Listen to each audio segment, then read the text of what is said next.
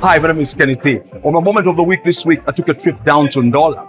I'm specifically at a place called Bravo Cafe and Restaurant. It's all about healthy eating, okay? And today, they are hosting an influencer event. So we're here to check out what this place is all about. But I will tell you that it's quick and it's healthy. If you're into healthy eating, you need to watch this all the way to the end. Let's check it out.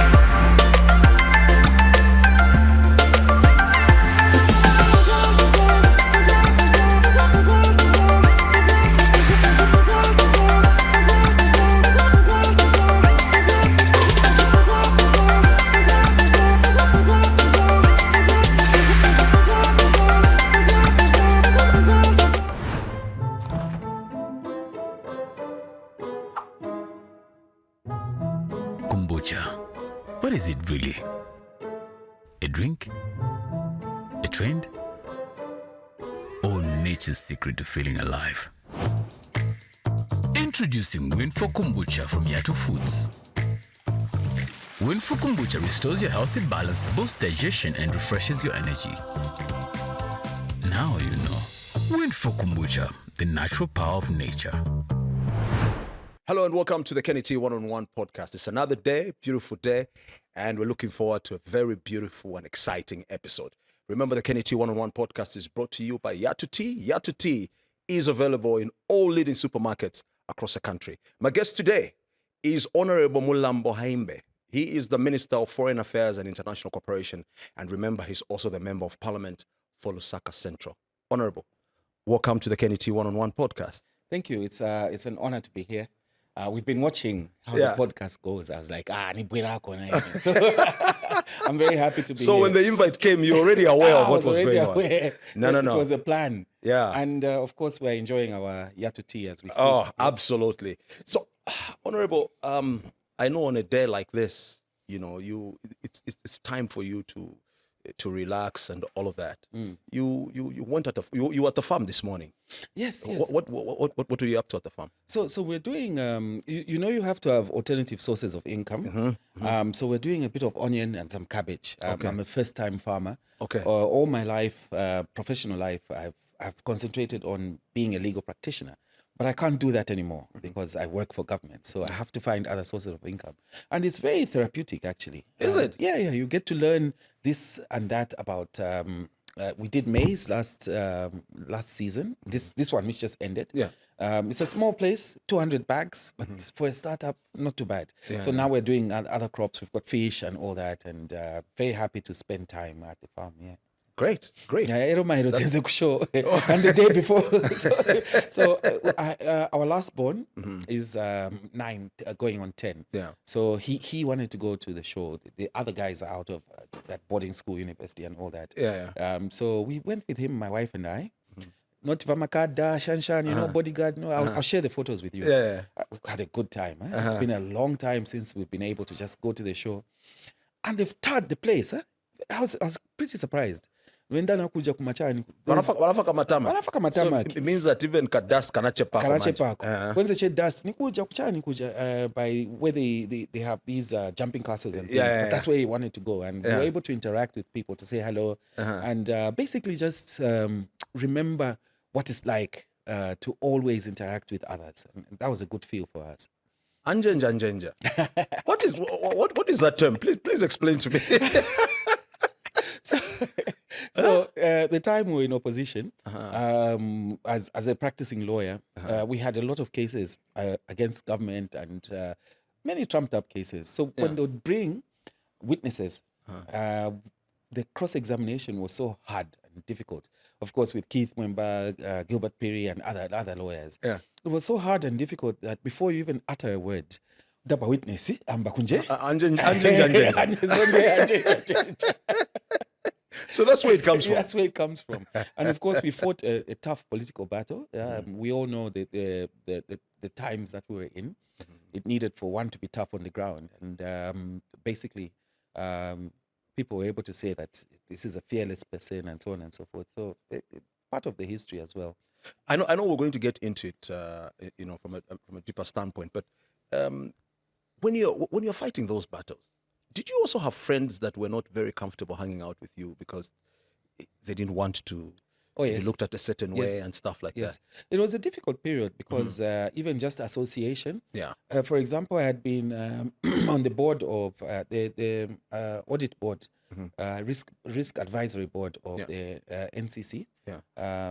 for 4 years prior to the time that I became active in politics, and I was removed from that board. So it was quite a time when, if you associate with me, if you have a podcast with me like this, then you would face the consequences.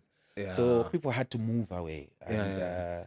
and it's part of, I suppose, the process of transition. But what I don't want to do, though, is to talk about the past so much. We've got a future ahead of us as a country, Yeah. which is so positive. Yeah. And I think we should spend more time, all of us as a people, not just here, Yeah. but all of us as a people, looking at where we can go. We bury the hatchet about the past, and we move on. Great. Honorable, let's start from the beginning. Let's talk about your early life. Where were you born? What kind of a family? Do you come from? Thank you. So I'm 49 years old. You should say, I think. You look like you're 35. I even wanted to do a kaboko haircut, but I didn't have Nakashede time. beside you. Nakashede. But I didn't have time because we went to the farm. But born in Lusaka Central at Maina Soko, 12th May 1976, to parents who have served this country, late General Haimbe, and my mom, the late Dilis Namanjoromba Haimbe. And we are 5 of us as siblings. Officially, and then so all my life I've been in Lusaka Central constituency. This is where the passion came from, to stand as MP. Member of Parliament. So Woodlands A Primary School from 1982 to 1988, and then Kaplonga Boys from 1989 until 93, I think. Then my late dad passed away in 1993. So we went through a very, very difficult time after that as a family. Because he was a politician. He was Member of Parliament for Livingston Central, and then played several roles.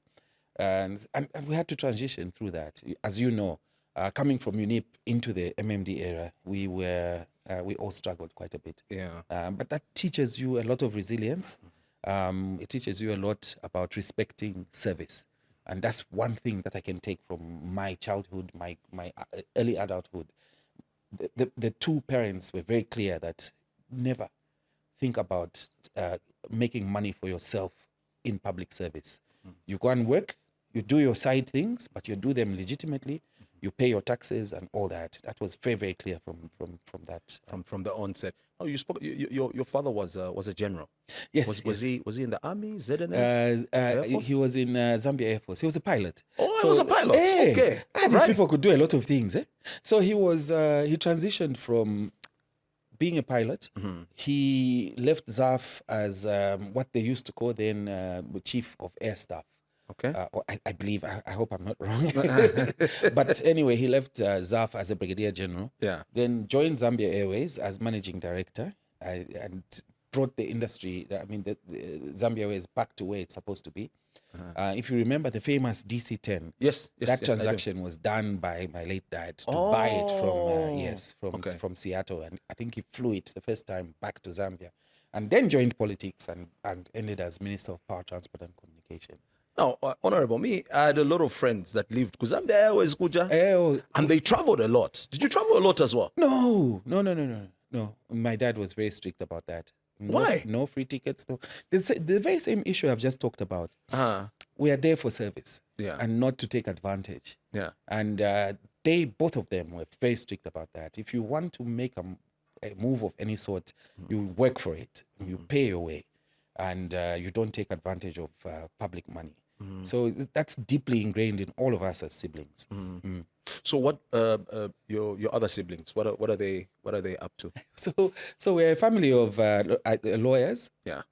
More or less. My late mom was a lawyer. My late dad, of course, aside from being a pilot and being in ZAF, he was a lawyer. And the others do various things. We have an architect, we have an accountant, we have a social worker, we have another lawyer as well. So you own a family in Bomopunzira? And so Punzira Bati. but through the same institutions that everybody else went through. So there was no private school for any of us. Yeah, We because went I know through- you went to Kablonga Boys. Yes, You were a deputy head boy. Yes. You were in debate as well. Can we talk about that? How was your life in school like that? Because I'm like, oh wait, my wife always hates it when I When you say that. But so public speaking has always been one of the passions. Yeah. And right from secondary school, mentored by several different people.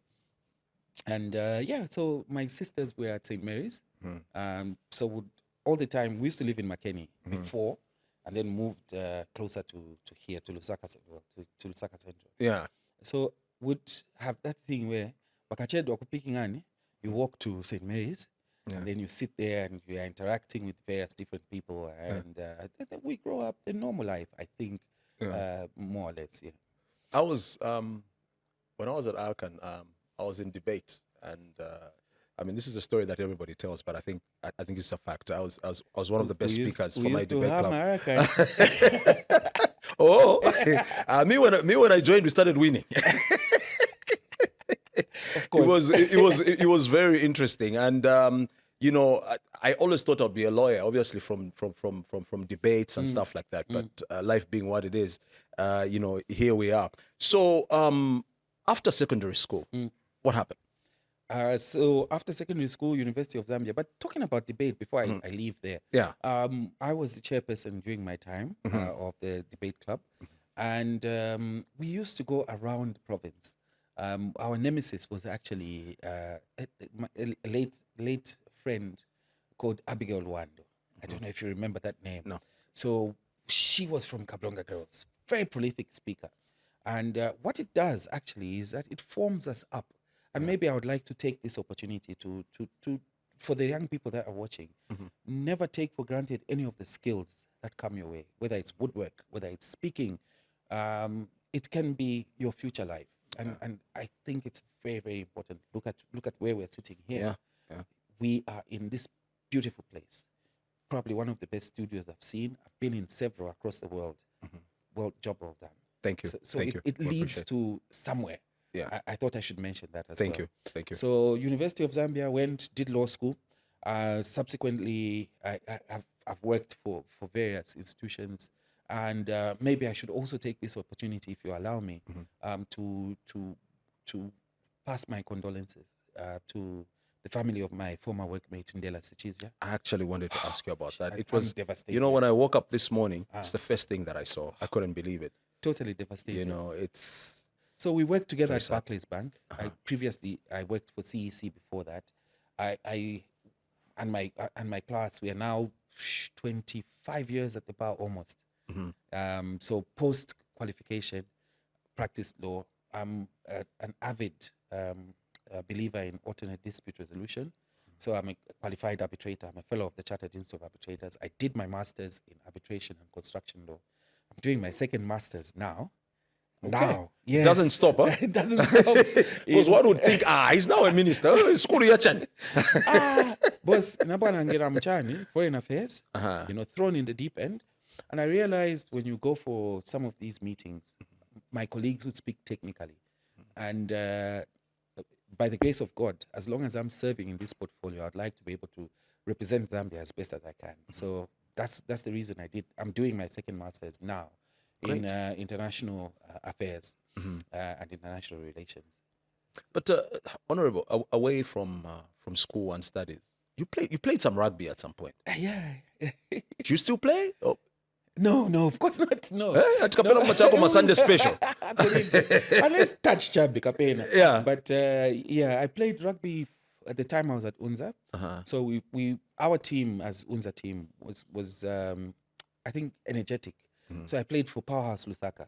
I played for Red Arrows and Buffaloes in different stints, and of course a very wonderful sport. People say it's rough, but it's not. It's a gentleman's sport.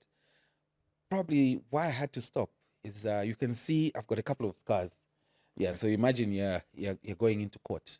You've just newly qualified, and you've got from the weekend. Winambonje, what? A couple of judges actually asked me like, but what's going on with you? We're in a fight.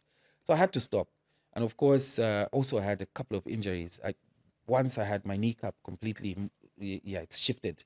Oh no. All the fluid came out. Because it's very rough, huh? It's not rough, but it's physical. It's physical. Yes. Okay. Beautiful sport. Yeah. Beautiful sport. I've watched rugby a few times. I think it's very interesting, but you have to have the physique and Oh yes, you have to have the physique, and the fact that you are playing a sport in which you are going forward. Sorry, forgive the pun, but you're passing the ball backward. Yeah. It means you have to have a certain level of understanding of the game and a certain level of understanding of where your team is at each given time, like any other sport, I suppose. Yeah. So it builds that degree of character. It builds that degree of working as a team, and whenever you would win. We used to drink most in those days. We're changing room. Two crates. Bah! Yeah. Oh, anyway. But it's always exciting. I mean, I think after a game, everyone is thirsty. Yes. And, Yes. And you bond and everybody is okay.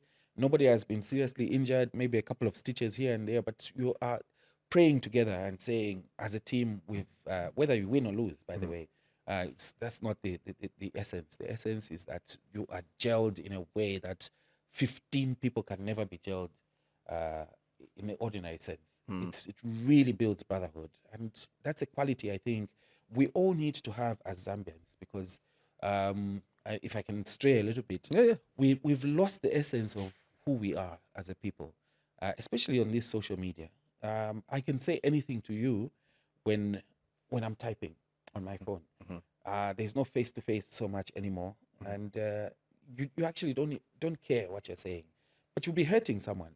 Yeah. So situations where you have more and more interaction with each other as human beings, the way we're sitting here, the way the crew is with us here, I think it's very important.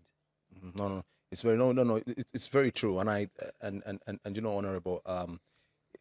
Some of the people that are watching, they're also learning. Those that will not understand how important these kind of interactions are. But I wanted to ask: do you, in your spare time, when you get a chance, do you go to watch rugby? Not lately. The last time was at the World Cup. So we, with Honorable Nakoka, we went to Buzz Cafe and we watched that World Cup final. I think it was All Blacks versus the Springboks, South Africa versus New Zealand. Yeah. That was the last time that I really. And in terms of live games, not so much, because we're always up and about. Yeah. But I'd love to always encourage the guys as much as I can. As you can. Okay, so now let's speak about your family. When did you get married? How many kids do you have? Yeah, Mzani Menyesa. Got married in 2004, I've remembered. How could you not remember? So 2004 on October 15th. The reason we chose October 15th, my wife and I, is because both our mothers, my late mother now, my mother-in-law is still alive, were born on, so it was October 16th actually. So they were born on October 15th, both of them, by sheer coincidence. So we said, let's honor them. Yeah. And October 16th, 2024, 1 year later, we had our firstborn. And we have 4 children, the older one being at university now, studying law. Did you choose that for him? No, purely his own choice. It's purely his own choice. And then we have 1 daughter and 2 other boys, so 4 children. I didn't ask this question. So when you're a young boy, did you aspire to be a lawyer? No, I don't think so. I aspired to talk a lot, and then it ended up becoming a career. Is it? So, but were you? Did you have any role model that practiced law at some point when you decided you? Oh yes, the two parents. The 2 parents. Okay. I remember my mom was studying for a then Law Practice Institute, LPI, as it was called, Ziali now. Yeah. And she used to take us to school and study the whole night. You'd know that she's tired. Yeah. So one time we actually had a road traffic accident because she dozed off on Independence Avenue. But everyone was okay? Woodlands. Yeah, we all came out okay. My sister had a little bit of an injury, and she still has the scar to this day. So for me, that became a clear indication of hard work, dedication, and knowing what you want to do. But it was just much later, probably at secondary school, that I decided I'm going to do this career. How did you and your wife meet? At UNZA. Huh? At University of Zambia. Okay, in the same class or No. was your time She was a fresh. I good rush. Eh. I After I was in third year, and it's one of the strangest things. She was actually friends with one of my brothers. Okay. Brothers in inverted commas. Yeah. And I just laid eyes on her, and I was like, "I'm marrying you," like in my mind. In your mind. And that was it from then. Of But course. what is the first thing you say to her? Do you remember? I remember, yeah. I remember. She was she came into my friend's room and she was doing wanted to do economics. She's an economist by training. Okay. And my friend was helping her with what was that course called? M101 or something like that with mathematics. And I told her very bluntly, literally, I said, "You are going to be mine." And she was shocked. Very embarrassed, went and hid behind the wardrobe.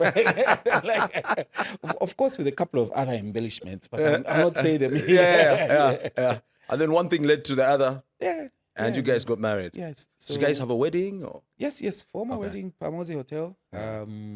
Post Ziari, of course. That was, I think, one of the most lavish weddings at that material time. I'm part Lubale. Okay. So my heritage is my late dad was Tonga. Okay. My late mom was Lubale. Lubale. So I've got those Okay. two. So we had Makishis dancing there. Very beautiful event. This is now 21 years ago. Wow, it's a long time. Yes. But what's the secret, boss? 21 years. Some people, unfortunately, will give up at 2 years, 3 years. Yeah. I don't know. You can never profess to be perfect. I'll not lie that we've had a perfect relationship, ups and downs. But I think you have to remain focused. Yeah. Especially with children in the picture, it helps both spouses in a relationship to realize that there is third parties whose lives you're going to affect. But sometimes it's even the small things. When they go show, you know, that's seriously. You're holding hands there, and you bring yourselves down. Right now in public life, there's a gap which comes by nature. But you bring yourselves down and say, we are like everybody else. We need to be able to go to the show. Mwatambako, Masoja, Grand Muchani, they're in the main arena. They're doing the things that they do.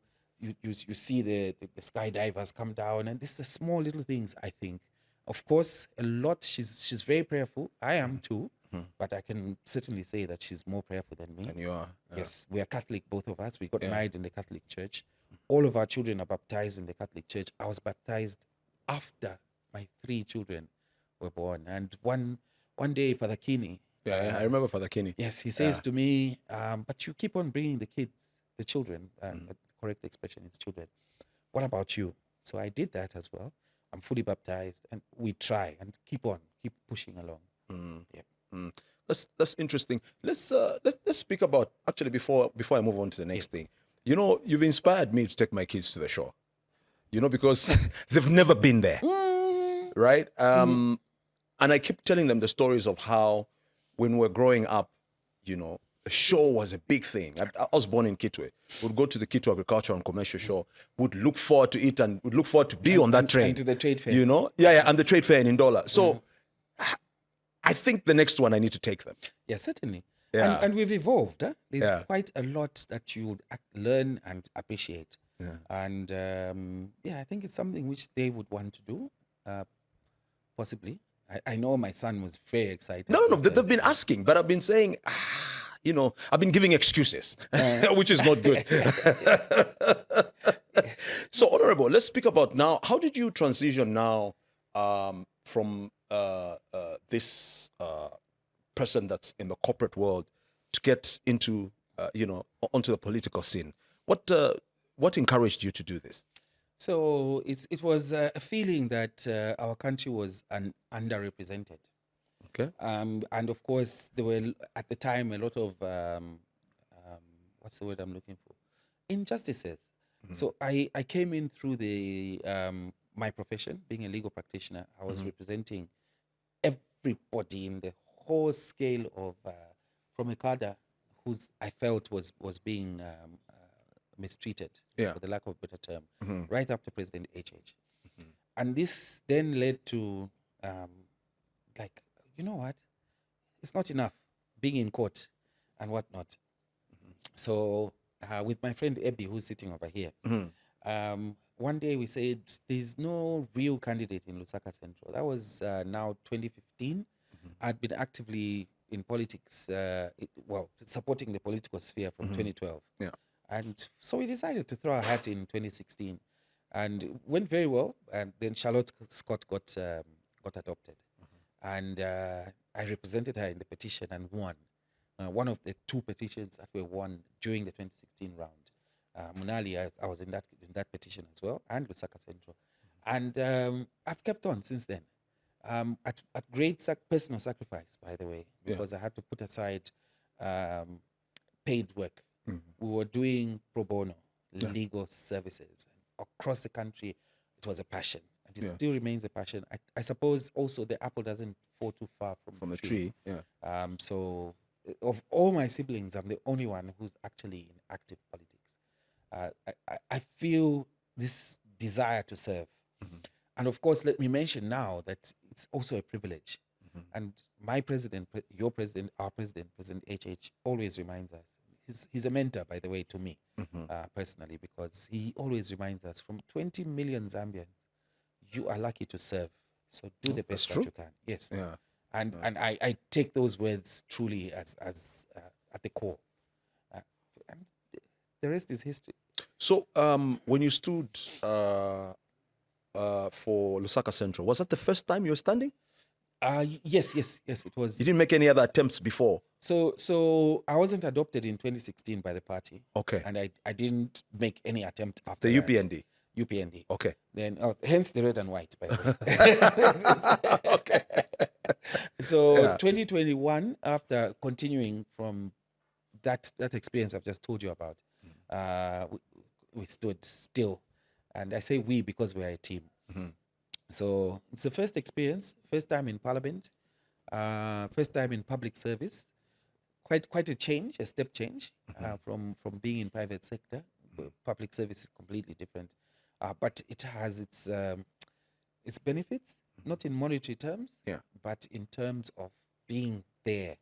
Kenny, I can tell you, for example, from the constituency work, when you change somebody's life, even in the smallest way, you do a borehole where people were getting from a shallow well of water, getting sick all the time, and you do a borehole and you're able to just contribute in that small little way. It's unbelievable. And that is one of the drivers for me personally. So when you are adopted for Tina were you expecting it? Because I hear my adoptions yeah. So it's not easy. Yeah. No, it's not. You don't take it for granted. No. Yeah. So we had about 4 others competing. Yeah. At the time, and we went to Kupak in Chilanga. In Chilanga. Yeah. Yes, that's where the announcement was made. It was completely surreal, because I think we had winds of change in 2021. Yeah. And we knew that literally an adoption means that you likely make it. But of course, tinawa chaisa njenja background.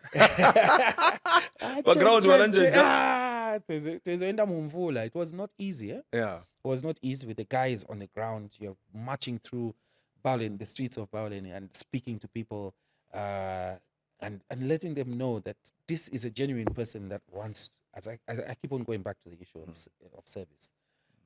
Very, very interesting times, very dangerous times. Once or twice we had some gunshots during a road show, and we push on. So let's speak about your work at the Ministry of Justice before you move to the new ministry where you are now, which is Foreign Affairs. How was your stay at that ministry? What are some of the things we can talk about that probably you did while there at the ministry? I think one of the light posts was the removal of the death penalty in this country.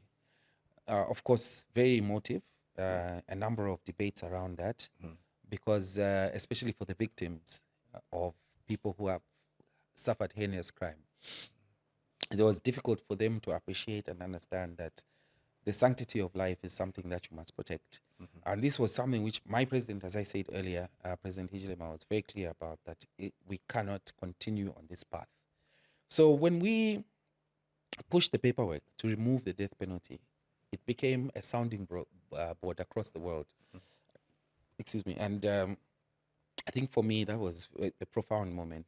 A number of legislative changes were made in order to create an environment in this country for those that want to invest and understand that the laws are supportive of them. So I did enjoy the time. Of course, there was a lot of difficulties as well for some of the laws that are still pending to be changed, Public Order Act and so on and so forth. You have to convince the stakeholders that we are going to do this, that the will is there. But all in all, very positive. And speaking of which, also the period of acting, I think it was about 6 months. Very, very tough. Holding two portfolios. Yeah. And yes. I remember there was that period where you're one foot is there, the other one is in here, and then coordinating it and then trying to balance time with the family as well. Yeah, 6 months was quite a lot. It was quite a lot. Now I'm going to ask the next question in your capacity as a lawyer. The cyber law. What's your take on it? Cyber law. It's highly misunderstood. And of course, we have different stakeholders taking different views. Yeah. And one of the predominant views is that it's there to stifle your and my freedoms. But the reality is, especially in this country now, with certain individuals that will abuse the cyberspace, with all this hacking that's going on, with scammers, you have to have a safe space. And we all know that now the digital space is our lives you cannot live without being in the digital space. So I think probably what is wrong with how we enacted the enhanced cyber laws, by the way, they existed before and we removed all those. That's what aspects. Yes. And they exist everywhere. Look at the UK. We had riots in the UK not too long ago, and I'm not speaking as Foreign Affairs Minister now. I'll put the disclaimer. Yeah. Riots in the UK because of a message that was wrongly sent in the cyberspace. And the UK used the cyber laws to clamp down and bring law and order. Bangladesh, look across the world, look in the US also. It's necessary. The question is, how do our law enforcement agencies manage it? Because there can be heavy-handedness, of course, but it's a necessary evil. Well, the only way we can get around this as a people is to ensure that we exercise our rights responsibly. That's the key. I shouldn't do I almost used a particular expression. I shouldn't be like this young man make it as simple as possible so that we can understand. Yes, I shouldn't be like this young man who decides that we are Zambian and insults people who are his seniors, people in leadership, because I've got freedom. No, let's respect ourselves. We can still express ourselves in a respectful manner. It doesn't mean that freedom of expression entails that I should come and tell you, Kenny, that I don't like the fact that you're a rider. It's your right. You understand that. Yeah. I should be able to respect that space, and you respect mine as well. That's basically what the whole essence of this cyber law is, so that we start to come back on the straight and narrow, all of us, and still express ourselves as enshrined in the Constitution. Honorable, do you think order is coming to the cyberspace since the enactment of the law? I think it is. I think people are a bit, and there've been a couple of convictions. People have gone through the court process and have started to realize that it is just a reality of life. You cannot have disorder in respect of these things that affect you and I. Someone goes and says, I wish what happened in where's the Burkina Faso should happen in Zambia. Really? How do you say such things? How?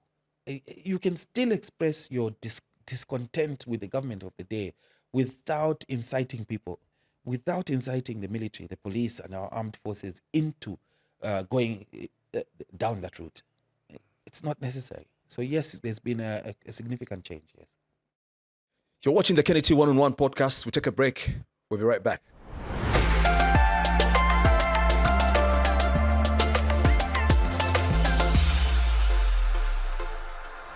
You're watching the Kenny T One-on-One podcast brought to you by Yatu Tea. Our guest today is Honorable Mulambo Haimbe, Minister of Foreign Affairs and International Cooperation. He's also the Member of Parliament for Lusaka Central. Now, Honorable, we now, I want us now to speak about your position as Minister of Foreign Affairs.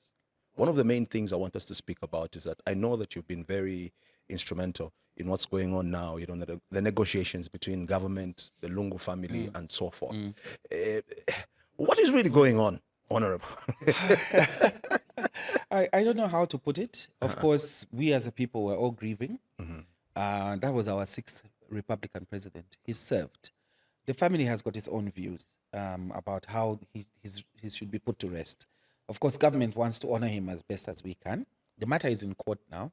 I went for the first set of negotiations. I actually traveled, of course, on the instruction and at the request of President Hijilema.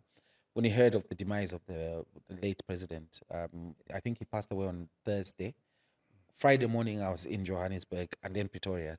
And we went and passed our condolences, of course, with the delegation to the former First Lady, and had initial discussions about putting to rest of the former president. But then the situation has escalated till where we are now.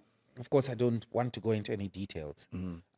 Government continues to have the desire to put to rest our former president in our country with full honors. I actually requested the South African government on that Wednesday when the body was to come to give full military honors in South Africa, and they convened. But then it never came to pass. And the issue is, from how I understand it, the family does not want the current sitting president to be anywhere near the remains of our former president. But the reality is that it's a function that has to be performed. It's a function that's part of giving the best honors that you can to the person, your predecessor, yes. Whatever they went through in the political life, I think we should be able as Zambians, both the family and government, to put these things behind us and honor our president. Out of 7 presidents, one of whom is still living, 5 of them have been put to rest at Embassy Park. How would the Zambian people look at us if we are not able to give the same honor to the 6th Republican president? Doesn't it become a departure point that we're treating him differently? So those are some of the thoughts. But by going to court, government is now looking at finding an answer which you and I as Zambians will be able to accept. There is no winner or loser in court. There is no winner or loser in a court in this situation. It's about a third party who says you can do left or you can do right. And we will be able to say to the people of Zambia that we tried our best. Our intentions are very clear. It remains our hope that ultimately there will be a solution outside of the court process. But as you know, tomorrow, is it today actually? Today, they're arguing the case. So whatever the outcome, we will respect as government. But it's a very tough situation. It was very heartrending to be placed in that environment where the First Lady is grieving and you pass your condolences and the family still has these different views. And I just hope that we'll be able to mend ourselves post this, whatever the case may be. I really pray that should be the outcome. So we're also hearing stories about, government wanting to inspect the body. Is there a rumor that, is there speculation? Are there some people in different quarters that believe that maybe the former president did not die, or maybe he faked his death? What is the story with that? Because for us people who are on the outside, we're really confused. We're trying to make sense of what is going on. And there's a lot of speculation. Yes, some feel that he's still alive, but the records are there to show that our former president is deceased. what caused that application for inspection was the moving, beg pardon, chizungu chena kamba chi. The moving of the remains from one funeral house to the other. Okay. And subsequently, the funeral house where the remains of the late president were explained why they made that move. So the application was prompted in order to verify that the late president was still within South Africa, was still there was still compliance by all parties of the order of court that the body should not be moved or even buried until the court case is closed. So it was, from the legal perspective, it was a mundane application. It wasn't anything that was aimed at taking away from the rights of the family, or as the case may be. Is there a rumor that maybe the body has left South Africa? I think subsequent to that application, the new funeral house confirmed that the body is in their custody and remains in South Africa, and that they will not move until the court makes a determination. So we can safely say from that perspective that the body remains in South Africa. Is your ministry still actively involved? Yes. In the continued talks? Yes, and by the way, there was also a lot of talk about suing the South African government. Again, that was it was how do I put it?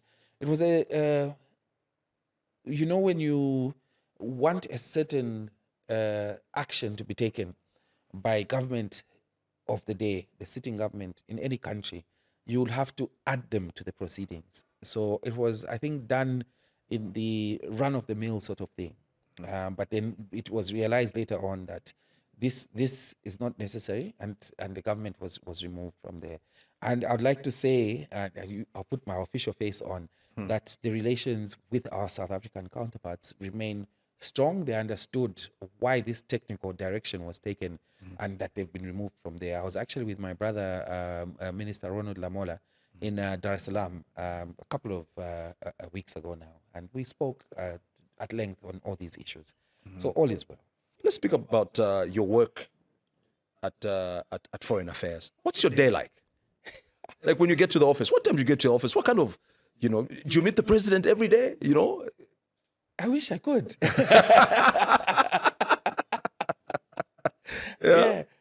Foreign Affairs is a mirror image of the presidency. So we work very closely. We talk on a daily basis using various media. Yeah. But the critical thing is that we are the face of Zambia to the world. And we have to remember that every day. Very, very difficult day most of the time, because the times that I'm in country, then people want to use that as an opportunity for face-to-face meetings and so on and so forth. And it leads me also to answer a question that you've not asked yet about the phone calls. People believe that we ignore them when they're calling, when in fact 3/4 of the time you are in meetings. You are, if for example, you are in State House for meetings, you cannot be, of course, for obvious reasons, using the phone. So that has a bearing on the personal life, because for me, I've always been a people person. I believe in interaction, but the reality of the situation is that you cannot. You'll be receiving 30, 40 calls within the space of, an hour? So imagine you're picking up all those calls. You will not work. So you send a message and say, please text me. But then many of our colleagues, our friends, our families, don't believe in texting. But rather, you have a call. Yes. But also there's this thing about, but guys, tizosebenza naye, petezorusha manje angena mujareka kuyanka mafoni. It's the same thing. It's the same thing. But then at that time, I was a mere everyday person on the street. Now we're serving the whole country, the whole nation. And it won't be just you, Kenny, who's calling me. It will be the whole country. I receive calls. We receive calls. I know I can speak for my counterparts every single day from morning. And there's a new phenomenon where people would check if you're online. Yes. So you go online. And then they don't understand why you're online and you're not responding to them. 05, you're still in bed and you're trying to catch up. And then people are phoning now. And you've got, of course, other people's interests, rights to take care of. You can't be picking up the phone and having loud conversations. Of course, we deal with emergencies. Of course, we want to always speak to our colleagues and counterparts. But I think that is one of the most difficult aspects of serving in the Ministry of Foreign Affairs, because as soon as you take off, you're in another country's airspace. If you're not roaming, then you're offline. And 3, 4, 5, 6, 1 week later, when you come back, then the pressure is on. And it's part of service. And unfortunately, it piles up. Huh? It For piles as long up. as you're not there, Yes. it will wait for you to come It back. piles up. In fact, Yeah. as I've noticed, as the aircraft is landing back at Lusaka, there'll be people who would have been trying to call, and the phone starts ringing immediately. And again, there's also the fact that we are human beings. We need to rest. You need family time. You need to unwind also. But that's not to take away from the fact that every day I understand that my role and why I've been asked to play this role is to serve. So whenever I can, we'll text each other 2 o'clock in the morning, 3 o'clock in the morning, in my own little way of getting back. Yeah. But from a bigger picture, Zambia is out there. There's a lot of attention for our country as we speak now. And you will see, for example, that we've had a couple of visits from our colleagues from SADC. One of the first trips that the new Namibian president made was to Zambia. Now we have President Boko, who just came. Before that, in my tenure, we had President Ndishimai from Burundi. That is so fulfilling. And when you go out there, we make sure that we speak about our country and sell our country, so that we take the position that we should. And it's now, you can see the results. You can see the results. So at the ministry, are there some notable things that we can take away, in terms of what has been done so far since you've been there? Just 1 or 2. Oh yes, a lot. Yeah. A lot. I was talking about not too long ago, I did a ministerial statement about the Egypt trip, for example, amongst many others, that it brought in $500 million, just one trip, into our economy. And all these trips that we do are aimed at introducing finance that is private sector led, first of all, and has a direct bearing on the livelihoods of our people. Many will not see the results now. It will take a couple of years before the results can be seen. But I feel fulfilled that every trip that I take, it brings attention to our country, and it brings tangible benefits. The EU has singled out Zambia, for example. The entire 27 countries in the EU have agreed that Zambia is a beacon for partnership. What does that mean? It means we are bringing to those youth out there who cannot find work, we are bringing them hope. We're bringing them a situation where ultimately the people of Zambia will benefit. And there's this rhetoric about saying, why don't you allow Zambians to do their own thing? If we were able to, if we had the capital, if we had the muscle to be able to run everything ourselves, of course, everybody would want that. But unfortunately, we do not have that. So in the interim, you create partnerships, strategic partnerships. You create joint ventures. You create an environment which will allow Zambians to thrive. And the only way you can do that is also to work with like-minded people that want to help the people of Zambia ultimately. Great. Let's speak about Lusaka Central, Honorable Minister. Yes. I heard a story, I don't know how true it is, that CDF, Yamu Lusaka Central, has never been touched. How can we eat part of that CDF? So there's this phenomenon that people have put forward called the burn rate. Okay. And that is what is informing this sort of narrative. In Lusaka Central, our focus has been on schools. And anybody, well, maybe not, let me be clearer, on education, sanitation, health, and security. That has been our focus for the CDF. So we already have a good number of tarred roads, for example. We cannot do roads as being our focus. We would rather plug a hole that we've observed is there. Hence our focus on education. So we've been doing schools across the constituency, all 4 wards. talk about Siluizia Ward in Thorn Park, there's for example, 1x3 classroom block that was built. At North Mid School, we have a library, we have labs, we have all sorts of things that have been constructed. The only thing is that you can't pay the contractors at one go. So the money that would have been set aside for these projects is paid in phases. When they achieve roof level, for example, they produce what they call an IPC, an interim payment certificate, and get paid on the basis of that. So it looks like we're taking time to pay because we want to see outcomes before we spend public money.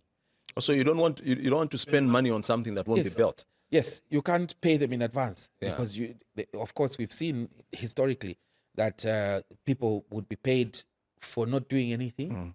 So we pay on the basis of progress made. We've launched so many projects in Lusaka Central constituency, and they are there to be seen.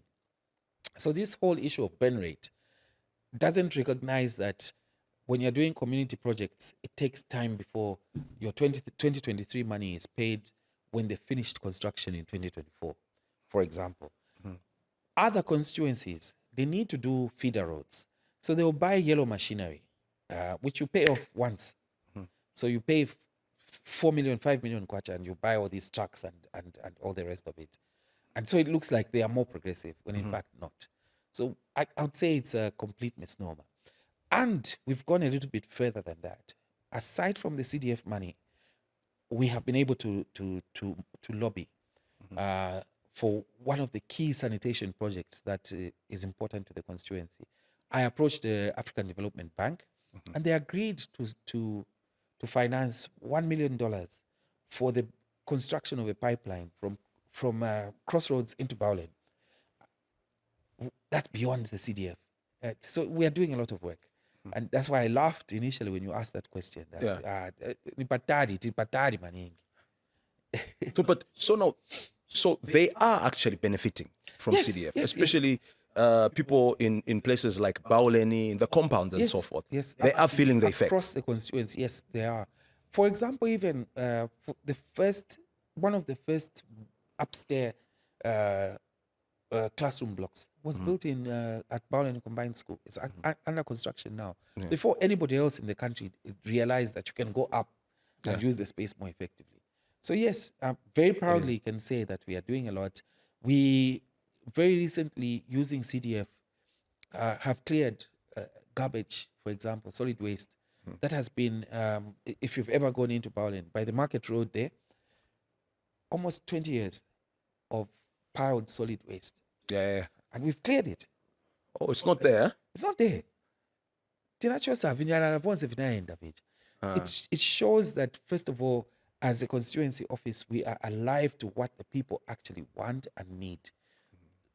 For the first time in Lusaka Central constituency, anywhere else in the country, for example, we commissioned ablution blocks at, I think that was not Mumuni School, Bema Road School, I think it's called that, which takes into consideration the needs for early childhood learners.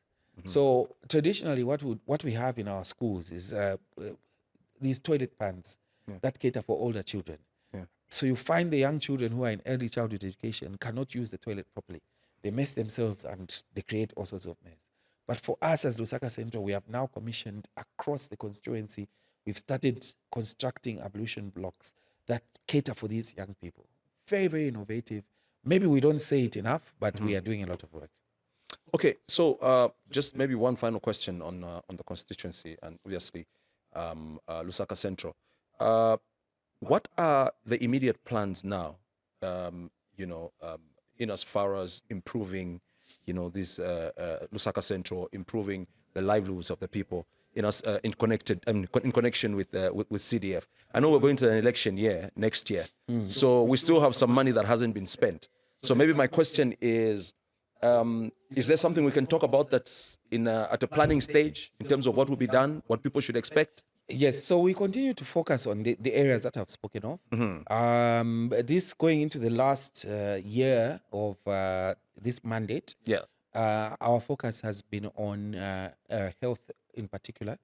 So we have a number of facilities that are being constructed. maternity wings, and also we have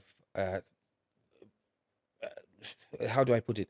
UTH is the primary institution, and everybody takes their deceased to UTH. So you find that in some instances, your beloved would die in the home, for example, and they are kept in the home because people cannot find transport to take the bodies to UTH. So we have a mortuary project that's being undertaken. Wow.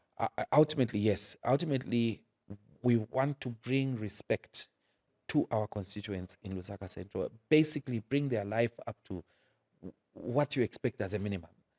So where people cannot afford to take their deceased to even to hospital, where our women were giving birth in difficult circumstances within the home, now we are able to provide them an alternative through the work that we are doing, maternity annexes, and of course, like I said, the mortuary, amongst other things.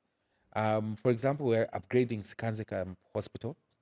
Okay. Now, yes. I'm hearing a lot of people going to, who are not even police officers, going to Sikanze. It serves a huge Sikanze catchment, clinic. yes. So we are upgrading it from the status that it was. We're building two extra wards and also a reception area so that we have a better experience for not only our men and women in uniform, but the general public as well who reside in that area. These are some of the examples I can give. Honorable Haimbe, let's speak about the Mulambo Haimbe Foundation. A lot of people don't know so much about this, and I'd like us to bring it out and just share more information about it. What is this foundation about? Okay, so this is purely philanthropic. It's our way of giving back as a family. Yes. Myself as well. Yeah. So it was set up in, I think that was 2017 thereabout, if I get my dates correctly, with a view to giving back. That's all. Yeah. We've done a number of things. Yeah. We've done from 2017 to now adult education for our women, folk who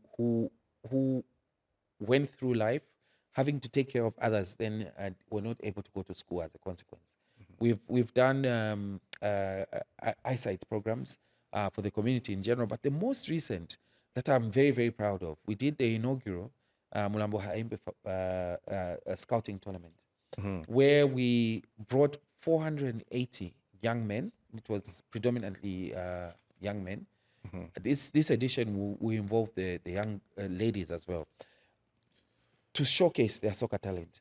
And we brought a scout from Europe who came on ground at our own cost and of course with partners. Yeah. And we selected at the end of that tournament, that was in December, 2 young talented footballers who went to Europe and were able to do trials there.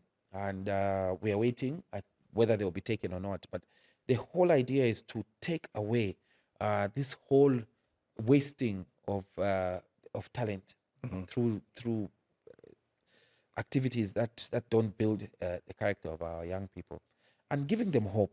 Yeah. And I can tell you now, and of course we also gave out soccer kit to 16, 17 teams.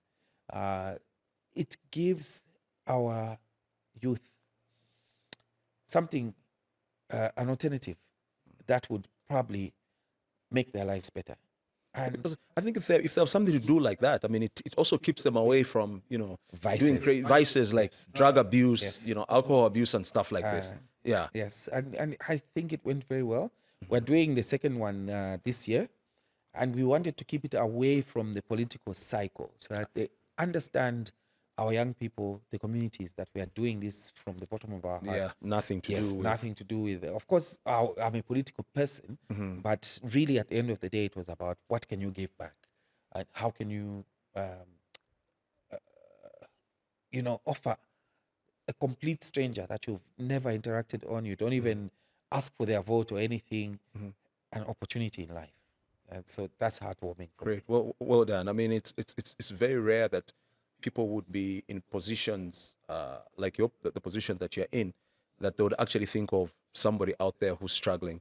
So it's very inspirational, and would encourage you to keep at it. And funny enough, people will see people like yourself, doing your work and whatnot. They would not even know that there are these kind of things going on.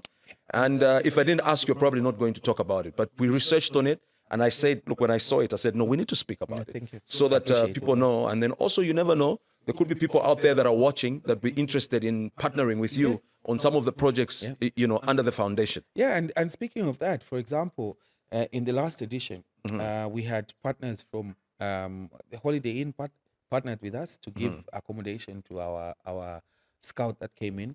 1903, your good friend Danny.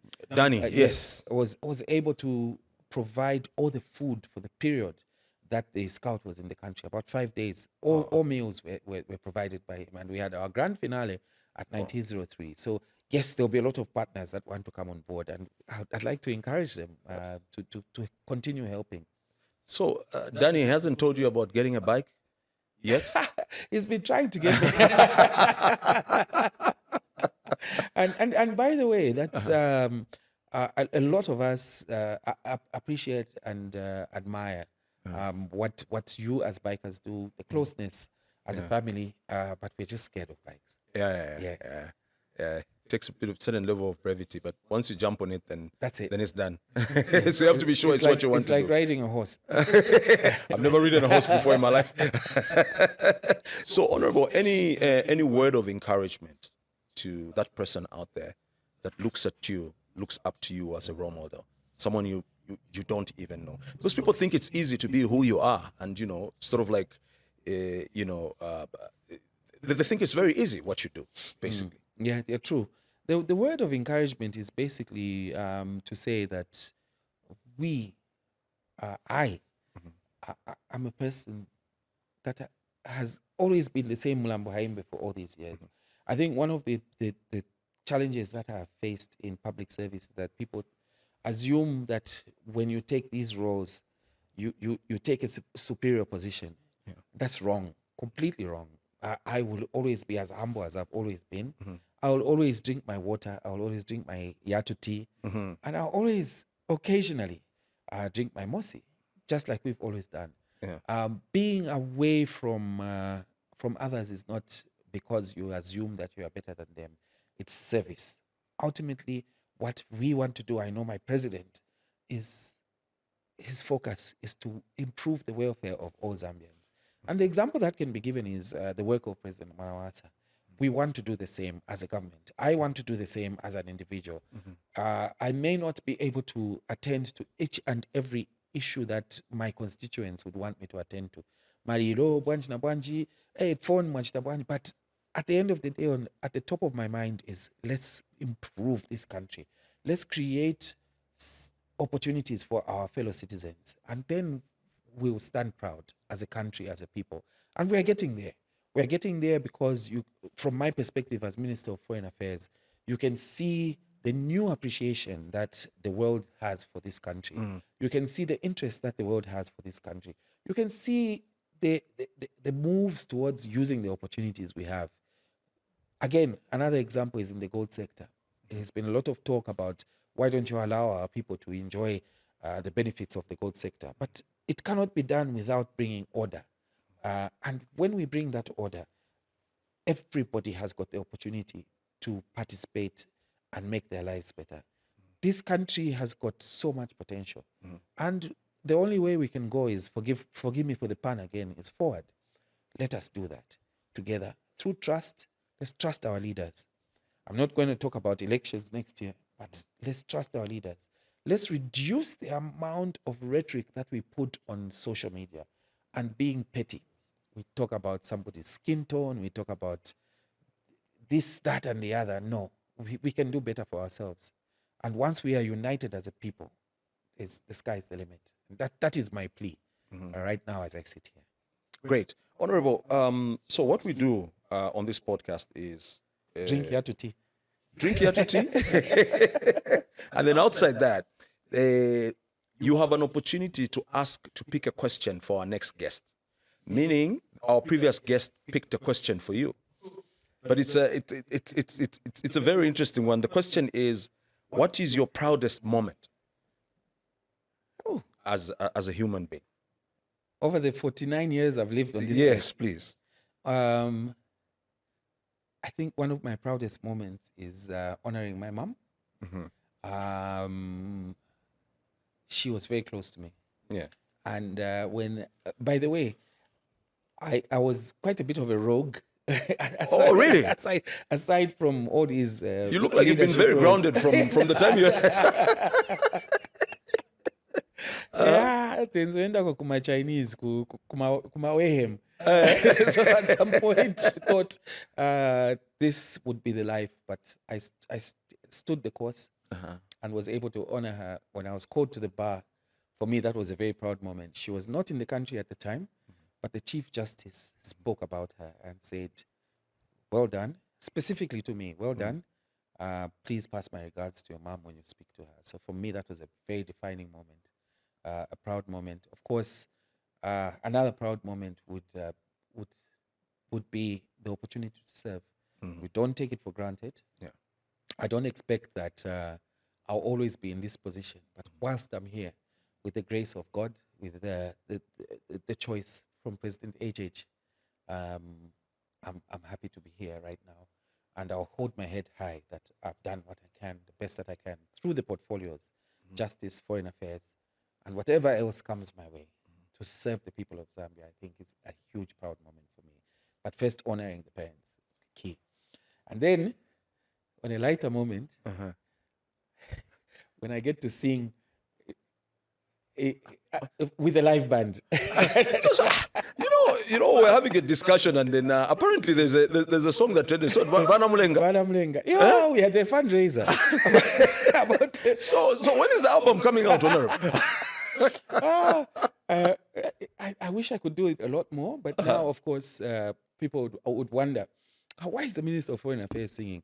But that one was a fundraiser. It went viral. I hope you saw it. People could not believe it. Yeah. Currently, my favorite artists are the Shirtless Boys. And of course, you know Mwila and the Shirtless Boys. So Mwila. We had Mwila. Is it Mwila we had here a few weeks ago. We had a farewell party for our news editor, and we called him. We had such a wonderful. Yeah, wonderful. It brings that folklore feeling to music. When he sings these songs that he sings, one of my favorite now is Chumbu Chandala. Oh elelo, mwana mulenga yo. That's a snippet. Nika lindula. Yeah. Honorable, as we wind up, you've got 1, 2, 3, and all these numbers have questions attached to them. So you're picking one number, and that would be the question for our next guest. So from 1 to 3, which one is your number that you pick? 2. 2. Okay. So 2, the question at number 2 is, what quality do you feel every leader must possess? So this is for our next guest. I thought I was answering that. No. But you can answer it if you want also. Humility. Never, ever assume that you are better than anybody. Yeah. Humility is crucial for me. And I know for President HH as well. Great. Honorable, would like to thank you so much. I know how busy your office is. I think we had a lot of back and forths to try and figure out when it is that you'd have time to, to come and sit on the podcast. But, we are very grateful that you made time to come. And, we wish you all the best. We're really inspired by your story. And, we can only wish you all the best. Thank you. And I'm honored to be here. And thank you to those that are following the podcast. Please, let's continue to engage. Thank you. Sure. Appreciate it. All right. So this has been the Kenny T One-on-One podcast. My guest today has been Honorable Minister Mulambo Haimbe. He's the Minister of Foreign Affairs and International Cooperation. He's also Member of Parliament for Lusaka Central. Don't forget to like, share, and subscribe to the Kenny T One-on-One podcast. I'm back again next week. Same place, same space. Bye.